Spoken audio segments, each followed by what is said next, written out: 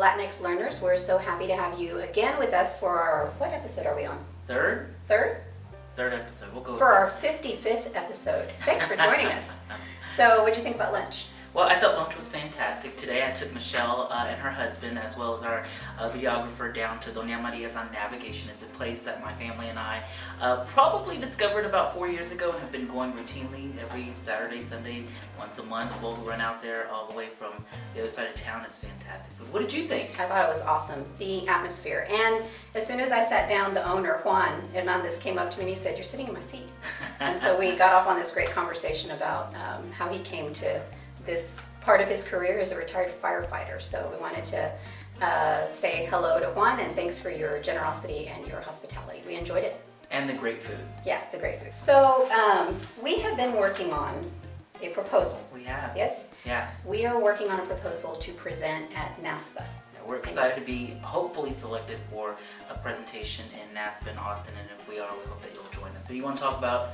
Well, tell them what NASPA is. So NASPA is the National Association of Student Affairs Professionals, and it is it's one of the largest organizations for student affairs professionals, but it also ranges.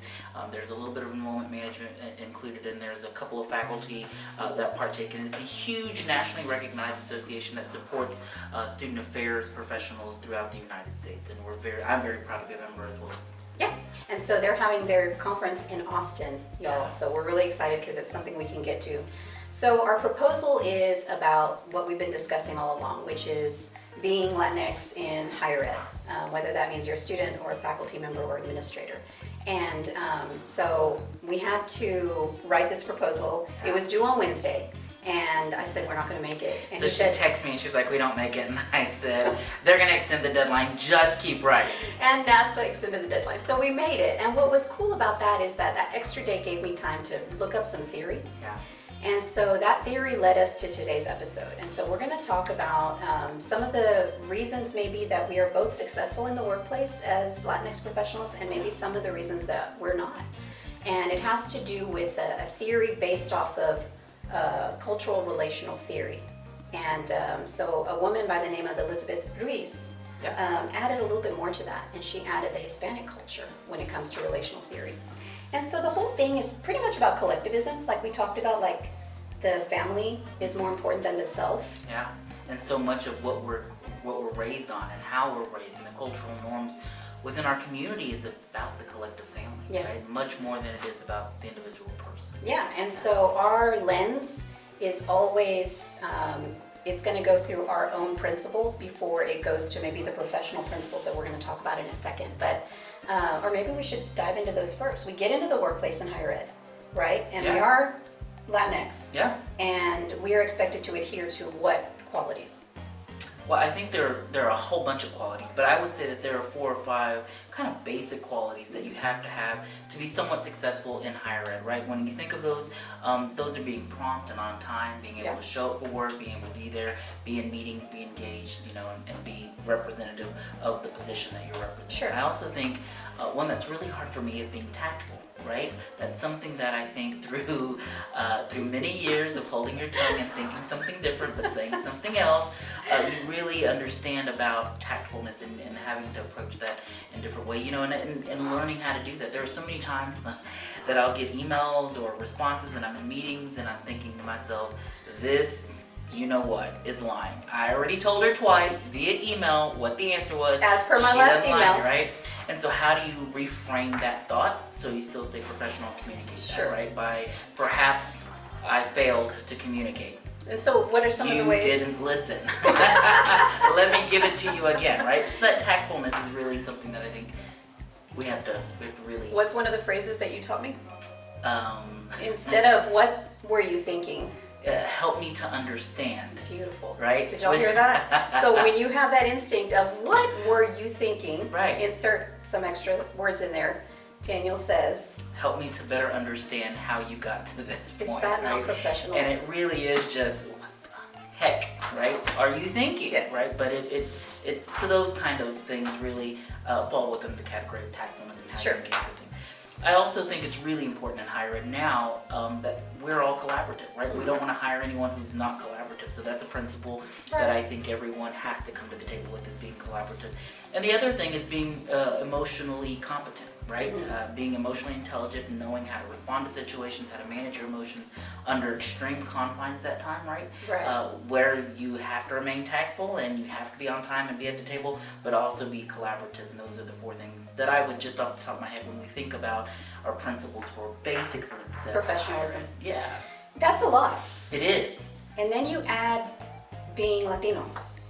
And there's more. So Elizabeth Ruiz wrote this study, and she said that there are 4 extra things that we bring to the table as expectations, as central principles, guiding principles, and I think you're going to recognize them. And the first one she said was simpatio, which is the idea of likability. So not only do we want to be likable, and that's important in our culture, we also judge other people on their likability. So we were talking about it at lunch. Si alguien no te cae bien, right? Then you just don't jive with them. You don't, they don't meet your expectations of likability. But if someone walks in the room y te cae bien, that's my person. Like no matter who they are, like when I met you. The energy is there, right? Yeah, the energy. You feel it, right?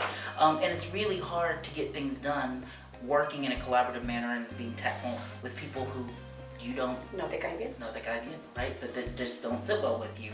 And sometimes you can articulate it, reasons why, A, B, C, D. Sure. And sometimes it's just in you that you can feel, right? But on the flip side, as much as it is a benefit, it also is a weight to us. Because think about the pressure we put on ourselves for wanting to be likable, right? And when you're a professional in higher ed, some of your decisions aren't always going to be liked. Right? So you have to think about not being liked at all the times, right? And even as a student, you know, making these choices between going to college or working, your mom wants you to sit out a semester to help with the house. Are you going to be well liked by your tios, uncles, that you chose college this semester over being on the farm? That can't be your only guiding principle. It can't. But it matters. It can help and it can hurt. It can help and hurt. And I think hopefully we've illustrated that pretty well. And I hope I'm likable. You are. And see, no, We have subscribers, y'all. I don't know if you've noticed, but we're getting up there. So it's your turn to like and subscribe. So personalismo is the idea of how important it is that we have social interaction in everything that we do. Like we highly value social interaction, particularly because a lot of us come from humble means, yes? And so for me in particular, growing up poor in Brownsville, maybe the electricity was turned off, but we were playing Crazy 8 by candlelight. We had the argument about whether it's called chalupa or loteria. So in Brownsville we call it chalupa, and over here they call it loteria. It's the same thing. It's social interaction. It's really is what it is. No, it's just chalupa. So chalupa is something you eat, not something you play. But that sense of personalismo is social interaction and how much we value it, and we bring that to higher ed, and it's the expectation, which is great. Yeah. But can it also work against us? Maybe it can. Well, I mean, you think of as a professional or as a faculty member, right, that social interaction, higher ed, both administratively, being a staff member, being faculty, and or a student, is not set up for social interaction. You're right. Right? It's not. For some institutions it is when you think about students and there's intramurals and there's students interact, but it's not constructed. Right, where the family is constructed. So there's these skills that you don't have in terms of how do you construct the social interaction, right? How do you walk up to somebody and you're Hispanic or you're Latino or you're Black and African American and you've never interacted with these people, and you have to build social interaction. I'll never forget my first roommate, who I hope is not watching this channel. When we first moved in, the very first day, he had blue hair and a tongue ring. And after he walked out of the room, my mom was like, you know, that's it, right?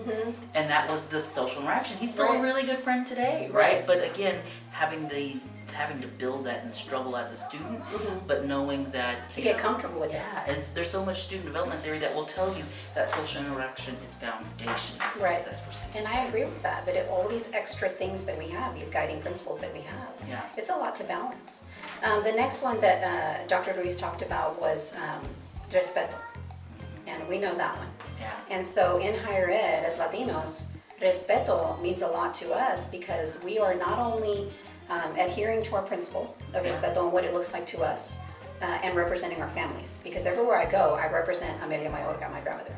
And but we are also judging others based on our guiding principles. Yeah. So if someone is rude to someone who is older than them, Oh my goodness. For me, that's strike three. You're never rude to your elders. Yeah. You know, things like that. So it means a lot of different things. In some ways it's positive, but in some ways it can hurt because we can't base, you know, all of our opinions on our own principles. Yeah, and I can give you some of those positives when you think about the Latinx community and the respect, right? I don't disobey my elders in a professional setting, right? Even in a professional setting.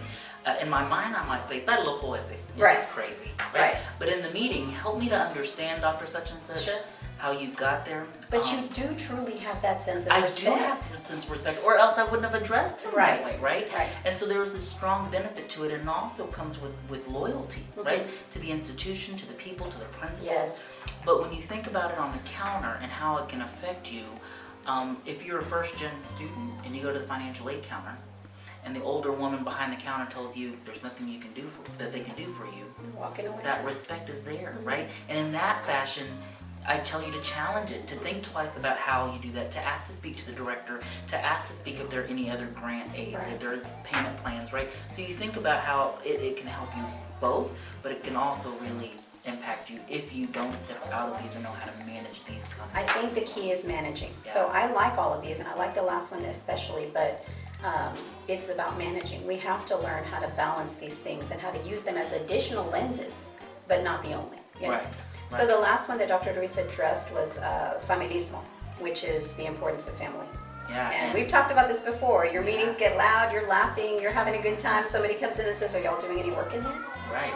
What are you doing? You're bringing la familia. The culture, who we are, right? When you think about family, especially my family, you know, and I think about when I say my family, I'm not talking my mom and dad. I'm talking family, right? Yeah. We're in the back of my grandmother's yard, right? And there's horseshoe pitching going on. There's alcohol.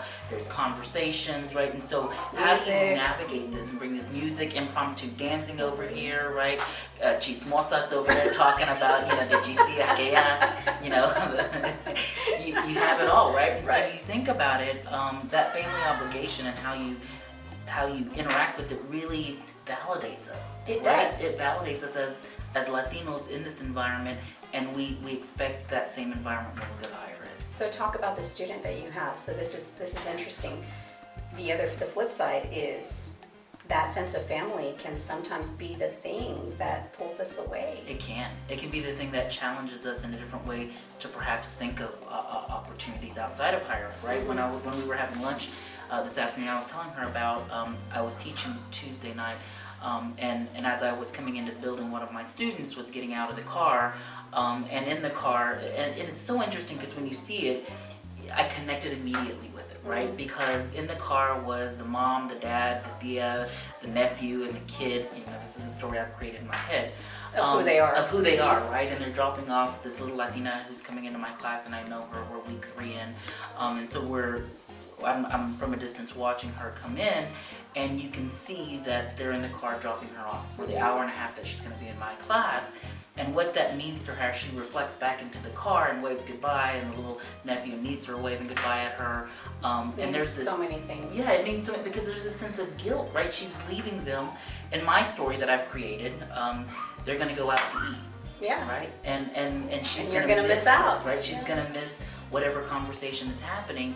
And she's giving that time up, and she's turning it away so that she can come into a class, right? And so it inspired me to be a really good teacher that night, because the valuable time of family and her validation, she's out of that comfort zone in my class, right? That's so you amazing. think about, and I've experienced it, right? When we're talking about growing up and being educated in your family and how you're received, Ooh, right? yes. Here comes the smart one, you know? Yeah. Here comes the doctor. Yeah. My husband was called the The professor professor. by his tios because he was always reading a book. And so there is, you know, that sense of respect for you and what you're doing, but there's balance, you know. We do get picked on a bit for being scholarly, you know.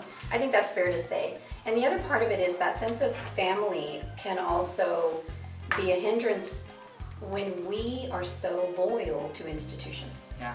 That we don't promote ourselves, because who's going to promote us? And maybe not just even institutions, but bosses. Well, sure. Right? When you have somebody who has invested time in you, whether they look like you or not, we have a sense of obligation, of loyalty to them, right? And sometimes to a fault, right? Because not that you need to move on and grow and do differently, but sometimes you do have to move to grow, right? And I've had to leave really good bosses, and I've left someone that I didn't ever like in the first place, right? And they had to help me understand a lot of things.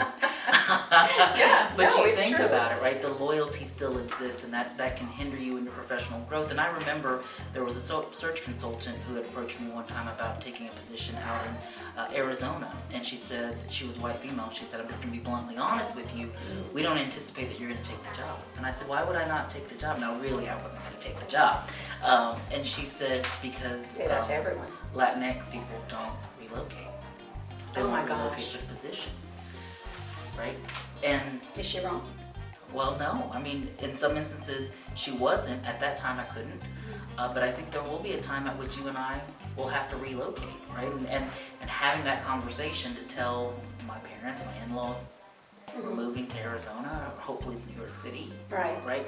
You think about what that means, right? Because I'm leaving my family who've relocated to Houston. So it goes back to that fourth, being a part of a family. Right.